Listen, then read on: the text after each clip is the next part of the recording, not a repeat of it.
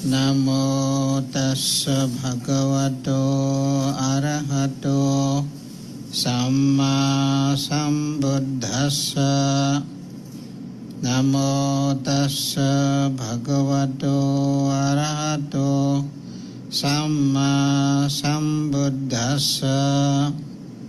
Namo tassa bhagavato arahato samma sambuddhassa. Samanta cakkavalesu atra gaccantu devata saddhammang munirajassa sunantu saggamukhadang. Dhammasavana kalo ayang bhaddanta. Dhammasavana kalo ayang bhaddanta. Dhammasavana kalo ayang bhaddanta. Danang dadantu saddhaya silang rakhantu sabbada. Bhavana virata hontu gacchantu devata gata. Dear Dhamma devotees, Dhamma brothers and Dhamma sisters,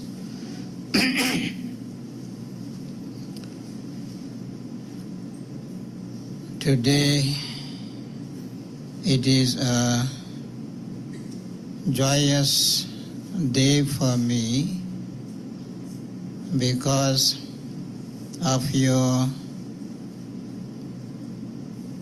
loving kindness, because of your compassion, and because of your taking care of me. Slowly and slowly, my health is improving, and that is the sign of today's Dhamma talk. And I am really indebted to all the devotees here who have spread a lot of metta to me, showed their compassion on me, and looked after properly on my health. So the improvement is getting. Although it is slow, but it is strong enough to have some sort of stamina in me.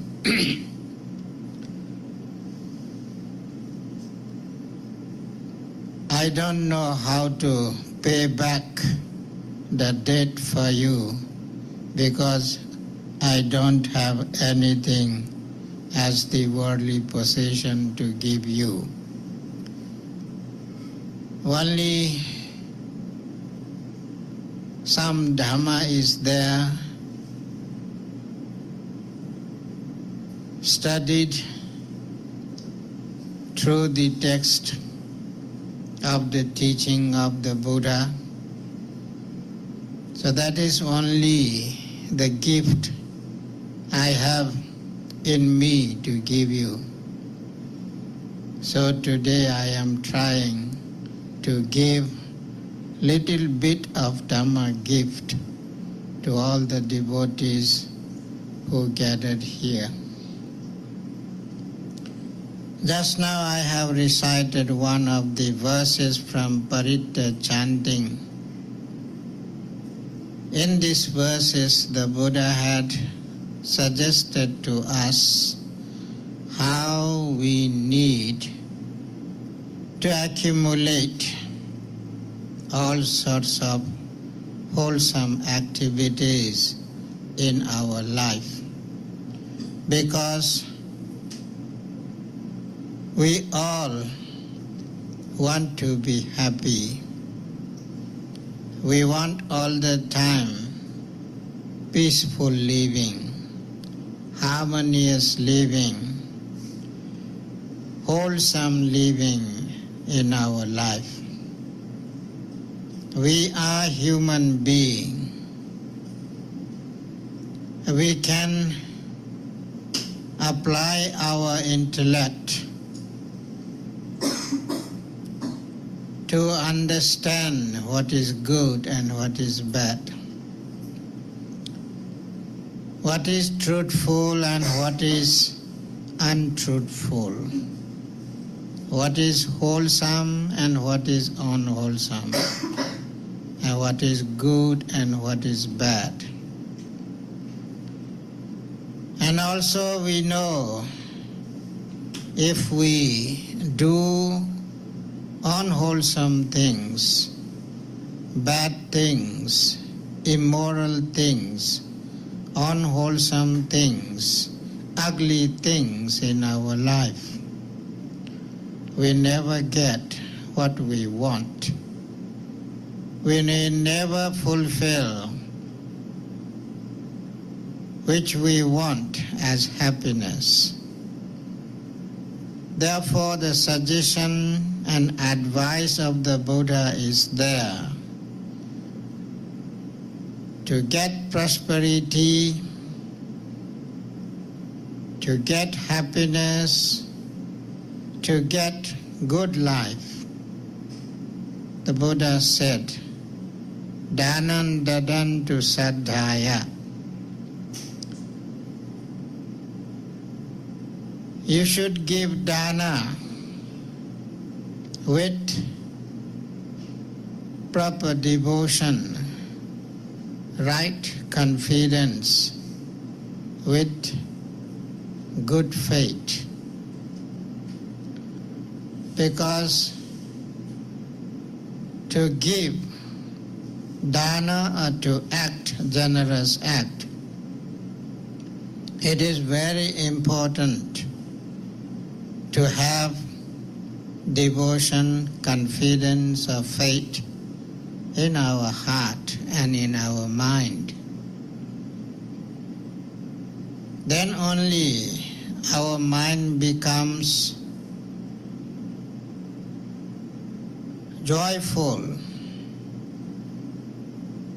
beautiful and pure, because Saddha has the power to purify our mind, to cleanse our impurities. Without cleaning our mind, without purifying our mind, deluded mind cannot accumulate wholesome deeds. And dana, or the generous act, is actually very helpful, wholesome deed. It generates wholesome mind in our heart.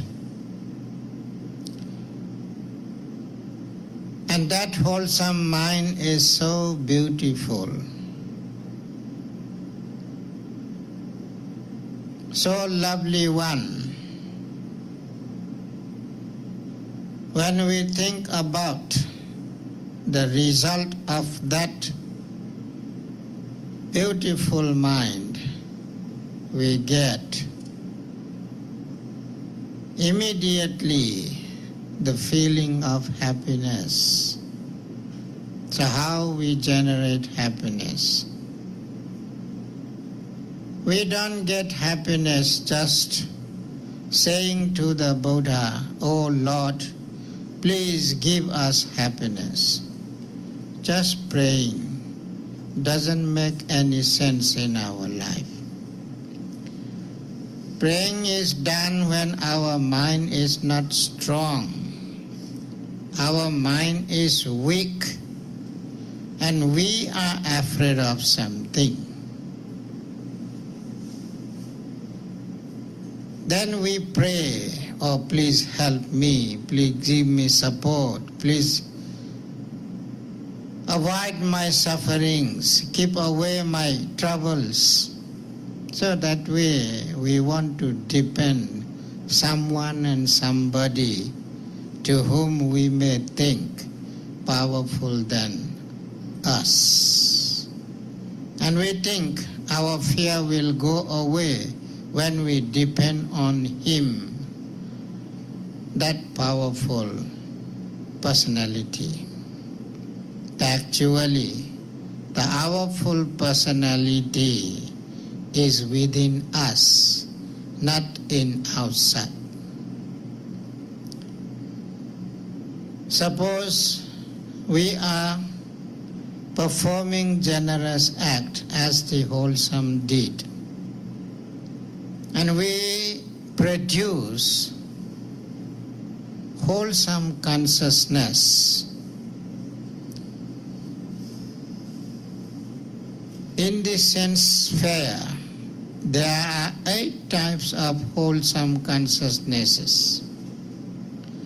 And the first wholesome consciousness is that it gives us joyous feeling associated with understanding. And if we are really doing it with strong mind, forceful mind, energetic mind, we don't need to get any support from others. We do it ourselves without having any prompt from others. Unprompted mind will be there. Automatic mind will be there. Self-generating mind will be there. That is the first wholesome sense sphere consciousness. When that consciousness arises, it is actually a very momentary consciousness. It remains even the friction of the second. But to support that consciousness and to make it more powerful, there are mental properties arise together with the consciousness. Those mental properties are very important factors to have really wholesome mind. With that consciousness, according to the Abhidhamma, there are 38 types of mental properties or mental faculties. Those 38 types of mental faculties are very powerful mental energies to perform the wholesome act in full-fledged manner. Each and every time, whenever any consciousness arises, the mental properties follow all the time together. They never separated to support the consciousness, to energize it. In those 38 types of consciousnesses, there are 25 beautiful mental properties. The first mental properties among those 25 wholesome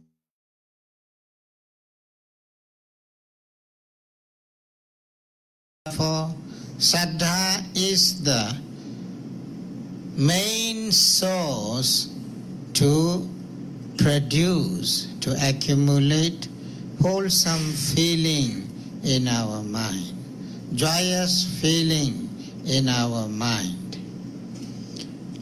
Leading by Saddha, there arises another beautiful mental concomitants or mental properties, that is sati, mindfulness. Without mindfulness, we couldn't be alert enough to realize what sort of accumulation we are accumulating. So, mindfulness gives us energy to strongly remember what we are going to do and what we are doing at the moment. And not only that, mindfulness all the time keeps us alert. When we do something with full alertness, what sort of activities will be there at that time? Blameless activities or blameful activities? Improper activities or proper activities? Powerful activities or weak activities? If we are really alert, if we are really mindful, if we are aware what we are doing and what we are going to do, at the time the act which we are doing is so smooth, so full of energy, and because of that, unwholesome states of mind cannot arise at that time. To be wholesome consciousness, there should be wholesome roots or causes. Without those wholesome causes, we cannot generate wholesome mind. So there are another concomitants which is directed as the non-greed, non-hatred, and non-delusion. These three roots are the productive forces of wholesome mind. Without these wholesome roots, wholesome causes, we cannot produce any wholesome mind. So therefore, these three very powerful causes also involved when we accumulate the generous act. And not only that, to perform wholesome act, we should have moral shame and moral fear to do unwholesome things. To avoid unwholesome things, moral shame protects our mind. Moral fear protects our mind. They protect not to do any wrong deed. And Buddha had praised these two qualities as the mental properties. They are the protecting factors of the world, not only the human mind. Even whole world is well protected by those two mental energies, two mental factors, two mental properties. And those properties also there as the wholesome properties in that generous acting, first sense fair mind or consciousness. Not only that, there are so many other forces arising together when we perform generous act. When there will be proper confidence, when we are alert enough, when we have all those three powerful roots and moral shame and moral dread, our mind becomes one-pointed. Our minds remain in proper balance. And that balance also a very important factor, not to drift away from that wholesome act which we are performing, which we are trying to perform. After that, there are another mental properties which gives a lot of energy to the mind. When all just now mentioned mental properties working together, there arises lightness of mental properties, lightness of the mind, and softness of the mind and mental properties. When we do wholesome deed, our mind should be very humble, gentle, simple, and soft. Soft mind only can generate soft type of feeling, soft type of mind, pliable mind, fitting mind, workable mind. If something is too hard, we cannot produce any image from that substance, from that thing or from that matter. To have proper shape as we like, to mold it in that shape, it is necessary to soften the substance.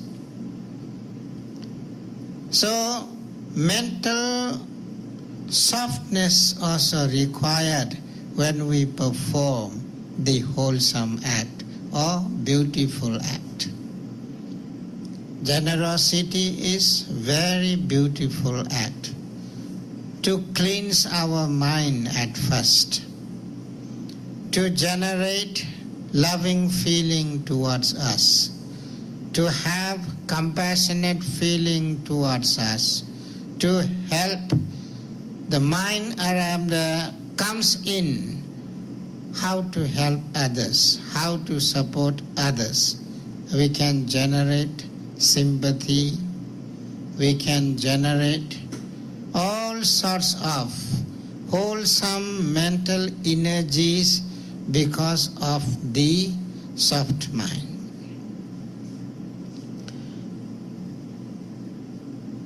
After that, there arises loving kindness.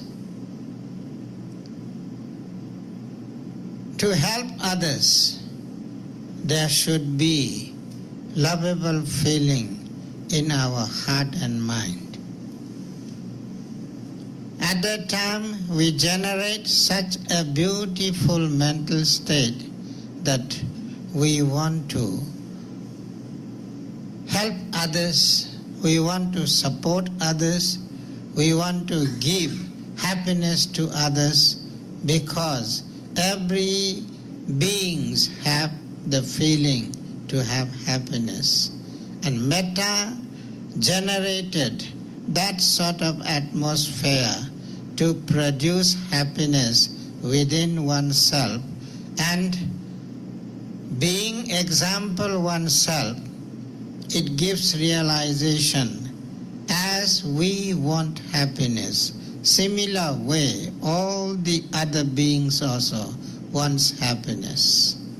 Every beings has the desire to get rid of suffering. As we have that sort of feeling and that sort of wish and will, so that way, having the oneness feeling to others, we generate metta. And metta also one of the mental concomitants. With compassion, we try to wipe away others' suffering. That is the nature of compassion. And that compassion also included in that beautiful mental concomitants. And whenever we do and perform some generous act, when we see the fulfillment of others and happiness of others, we generate a very, very joyous feeling without envying towards them. But at the time, if we cannot generate the joyous feeling in our mind, if we see others' progress and prosperity, envy and jealousy arise in our mind very easily because of the narrow-minded feeling, selfish feeling.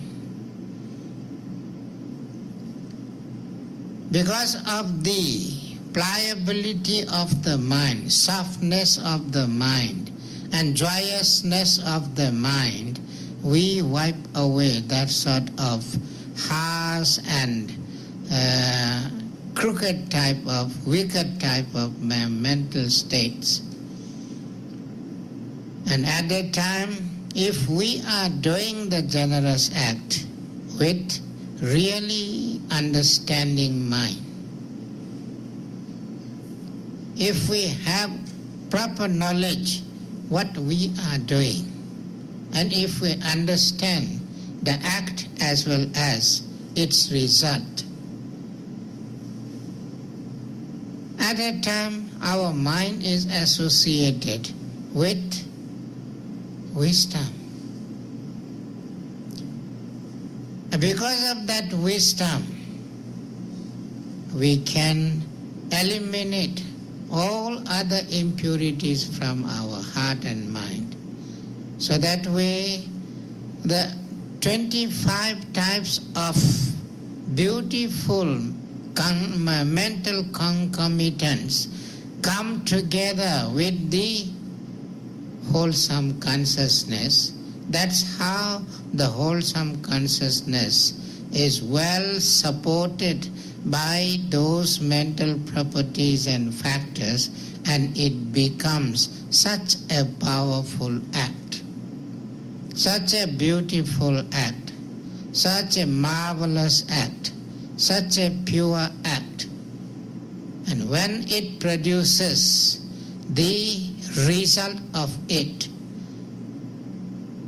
all those results gives us really a pleasurable feeling, really joyous feeling in our life. So therefore the Buddha again said in Dhammapada, when we do wholesome deeds, pure deeds, that person, idha modati, he rejoices in this very life.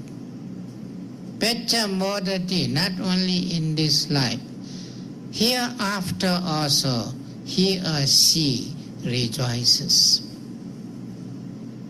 Kata punyo, one who has done the meritorious deed, wholesome deed, beautiful deed, ubayata nandati, here and hereafter, both states, he or she enjoys, rejoices.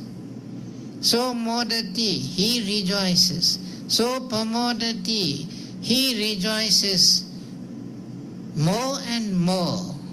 Diswa kamma visuddhi mattano, seeing the pure karma one's own.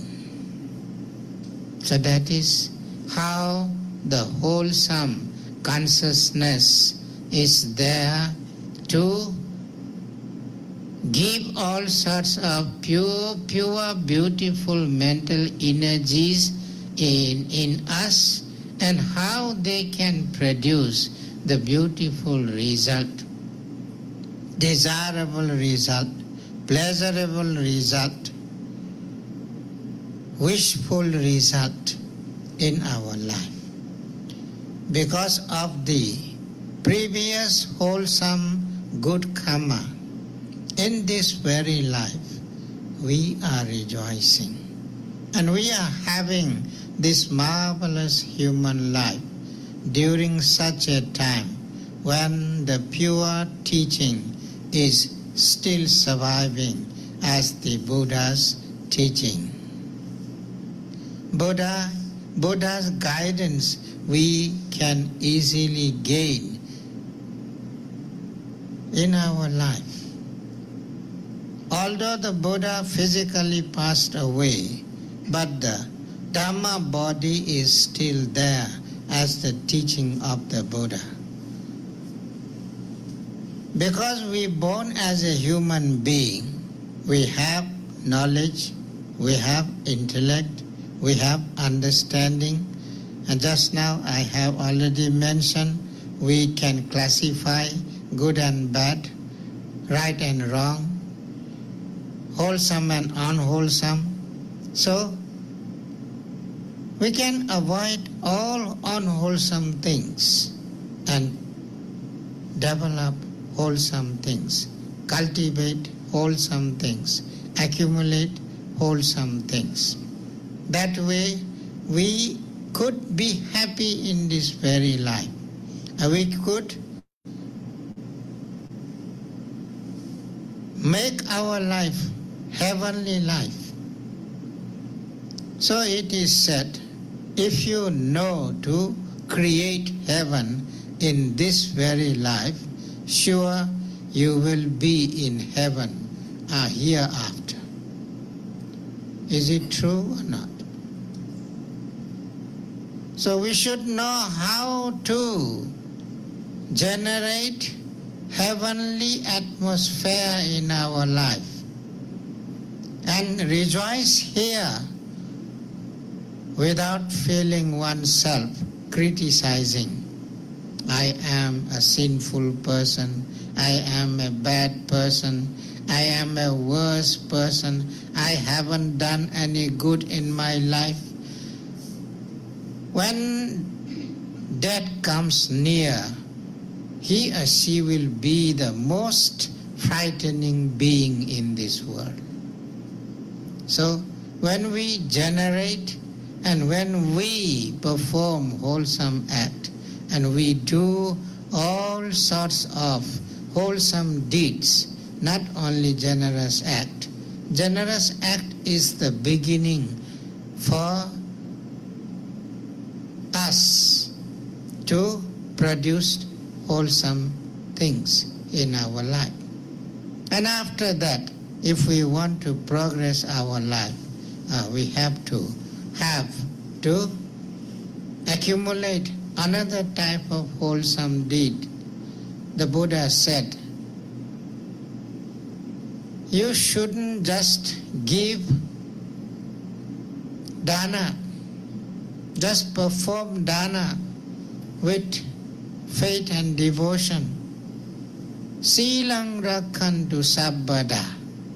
So he suggested to us, not only you should satisfy just performing the generous act, but try to observe the moral precept to have good behavior, good nature, good conduct, civilized way of life, cultured way of life. Actually, moral behavior is the important factors which give us good life. And we can have not only good life here in this very life, but we can have good life without expecting to have it, without asking for it. We get it automatically hereafter also. So that is why we need to create heaven in this very life, and then we should be very confidential that we won't be in miserable life hereafter. So that way we can generate confidence in our life. And to have that sort of confident life, it is very important to have wholesome behavior, moral conduct, moral life. That way we can generate more and more wholesome minds in our life. Each time all those mental powers will be together with us. So that is why it is said, although you do simple thing as the wholesome did, but there will be abundant result, unexpected result for you. But some people don't believe that. Here she did so simple type of act, but the result is shown in a vast way. How it could be? But when we see the seed of the Bodhi tree, how big the seed of the Bodhi tree, how big? Very tiny, just like a sesame seed. But through that seed, how big tree could be produced? How strong and how big and how long living tree is it? The Bodhi tree is very strong tree and very powerful tree. That is why underneath in which Bodhi tree the Buddha had attained the enlightenment, still the Bodhi tree surviving in this world, especially in Sri Lanka. The Bodhi tree in Bodh Gaya are destroyed for 2-3 times. But the Bodhi tree which is planted in Anuradhapura, still the same Bodhi tree under which the Buddha had enlightened. And the tree is still surviving, an oldest tree in the world. So that is why we shouldn't think we are doing such a simple and tiny wholesome deed, insignificant wholesome deed. Never think that way. That simple deed, if it is surrounded well and circled by all those wholesome, beautiful mental properties, how strong it would be. So therefore, doing simple thing also shown the good result and vast result, and that person also can go to the heaven. But we shouldn't try to think about the heaven. Just try to think how to create heaven in this very world. That is more important. So it is necessary to build up such a powerful, meritorious performances in our life if we want to utilize our human knowledge and human understanding and human intellect. Those who have understanding, they never do unwholesome things. Unwholesome things are done because of the unwholesome roots. When there will be strong delusion, strong illusion, we cannot discriminate good and bad. That way our human nature can be covered by those unwholesome roots. And at that time we do all sorts of inhuman activities in our life. But need to think, as a human being, what is the duty of ours? What is the purpose of human life?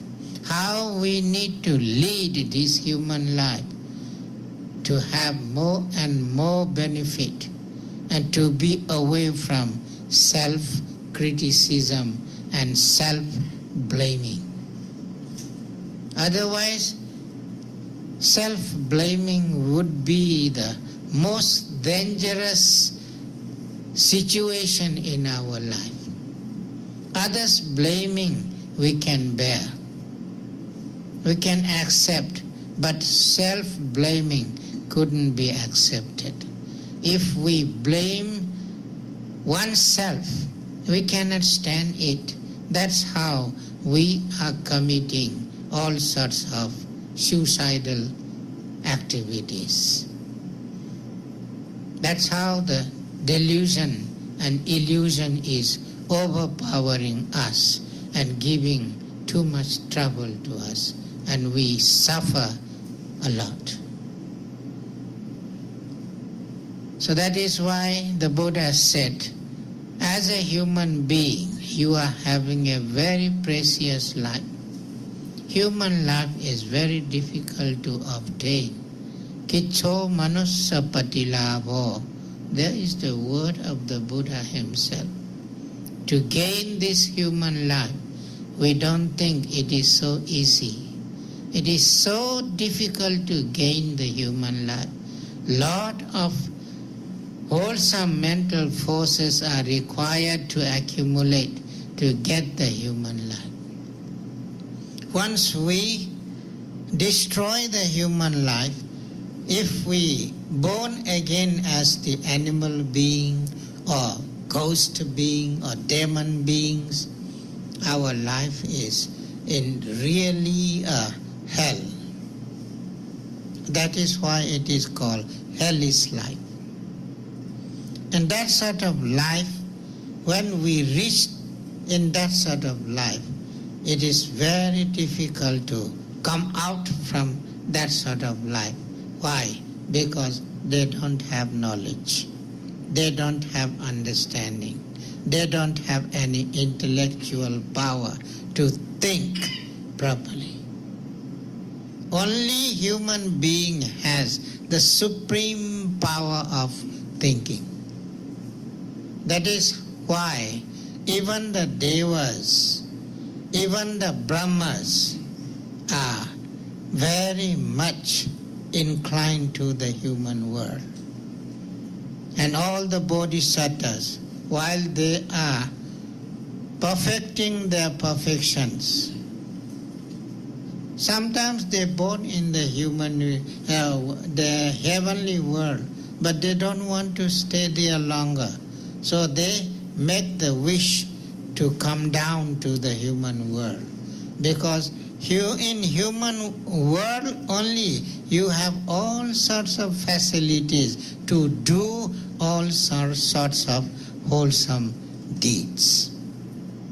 In human life we can perform all sorts of wholesome deeds. Even we can produce jhana in this human life. And if we obtain the jhanika stages in this life, we could be in the Brahma world. Not difficult. So human mind can do that sort of work, that sort of activities. Not only to be a Brahma, but even to be an enlightened, omniscient person. That person should be in human life. Otherwise, he cannot be an enlightened being. He cannot be the omniscient being. Perfectly self-enlightened, to be a perfectly self-enlightened being, he need to be born in this human life. The example is very clear. Our Lama Buddha, before he came down to this human world as the Prince Siddhartha, where was he? He was in Tusita heaven, and he was the king of the Tusita heaven. But in his last birth, all the 10,000 world cycles, Devas and Brahmas went to him and asked for come down to the human life to get the enlightenment state and give all those beneficial teachings to the worldly being to make them free from all sorts of worldly sufferings, especially the unavoidable suffering, old age, sickness and death. These three sufferings couldn't be avoided by any beings, even the Buddha. When he born as a human being, so he had to pass away. He had to be old, and he had many times sicknesses in his life. Cannot avoid all these natural universal laws, and Buddha never goes in against of these the natural laws. So he accepted it, and he passed away. Anyway, to be an enlightened, self-enlightened being who is the master of all the worldly beings, even Devas and Brahmas, are coming down to worship him, to get advice from him, to get understanding from him. We may think, oh, Devas have more power than human being. No, human beings are the most powerful beings. Most brave being is the human being. Why? They can do such a marvelous deed even to become a Sammasambuddha, self-enlightened personality. And to be a self-enlightened Buddha, was it easy? Is it easy? No. To be an enlightened Buddha, he had to struggle for 4 innumerable eons and 100,000 eons to fulfill all those perfections. Not easy. We don't dare even to ask for Buddhahood. Why? We are afraid of suffering. But as to be a Buddha, as a Bodhisattva, they shouldn't afraid of any suffering of this world. So that is why in his life story we can see all sorts of lives he went to take rebirth and did all sorts of wholesome deed in each and every life. Non-stop he was trying to perfect his perfections. Because of that only he became the enlightened one, without any teacher, without any guidance, without any support from others. That's why he is suggesting to us also, be your own island. Be your own light. Don't seek others' help.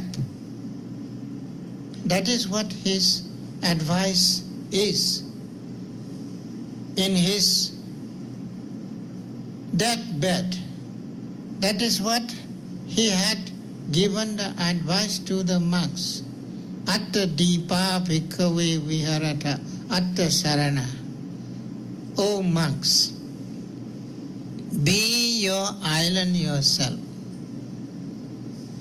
Be your refuge yourself.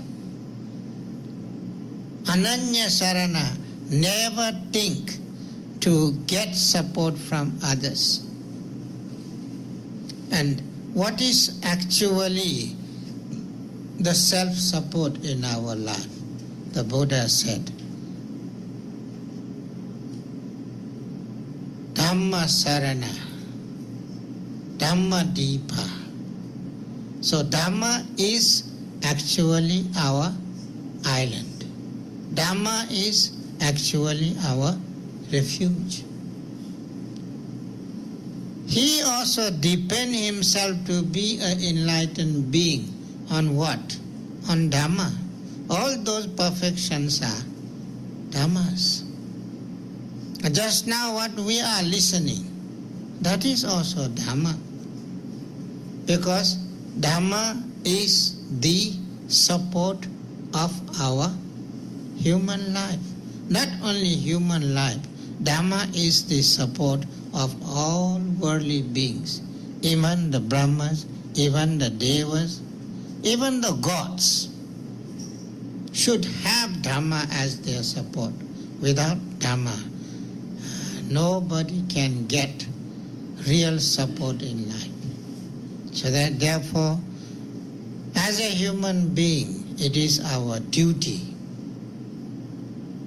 to act as a human being. So the Buddha said, protect your humane behavior. Not human behavior, humane behavior. You shouldn't be gentleman only. You should be gentleman. Yes, we could be gentlemen, but not gentlemen. We need to be gentlemen. So that way we can succeed to protect our human life with our proper understanding, applying our supreme intellectual power. And to have that supreme intellectual power, it is also not sufficient just to have moral conduct, moral behavior. We have to develop our mental state. And what the Buddha suggested to us, bhavana bhirata hundu. All the time try to rejoice in your mental development. And what will be the result? All the time you will be the celestial being. Gachantu devadagata. You will get the celestial heavenly world in your life. So necessary to develop our mind to wipe away all those impurities which we have in our life. Without proper mental development, we cannot keep away, or we cannot remove, or we cannot uproot all those impurities as greed, hatred, delusion, lust, passion, craving, envy, jealousy, pride, prejudices. These are all unwholesome states of mind, not easy to take away them from our heart without proper development of mind. And to develop our mind, so there are two special ways. Either we have to develop the samatha way of practice, and through which we can, not all the time, but somehow, sometime, we can keep away and go away from the defilement. But totally uproot the roots of the unwholesome thoughts unwholesome faculties or unwholesome defilements, it is necessary to develop insight practice. Only insight practice strengthen our understanding more and more and more, not because of others' advice or suggestion, because of our own experience. Through our own experience, we can uproot those defilements. So the Buddha said, be your own island and make your island as the Dhamma. The highest Dhamma is the insight development. So that way the Buddha suggested us at the beginning to do simple act, and again go further one step and try to keep moral behavior, moral conduct to shoot for the human life, and after that raise the humane nature to the peak of the humanity, develop mental development. In this way you will be all the time in blissful Nibbanic heaven, not just only the celestial heaven. We need to have Nibbanic heaven, then only we can satisfy ourselves. Oh, now my human life is satisfactory. I content well now. Having this human life, I made it so valuable. Cannot be compared by any other worldly happiness. So that sort of happiness need to be developed slowly and slowly. But we cannot do at once everything. It is not instant coffee. Gradually we have to develop it. So please try to develop in that way the human nature in our life and have the most powerful understanding to get rid of suffering from these worldly sufferings. Thank you for you listening to me with proper concentration.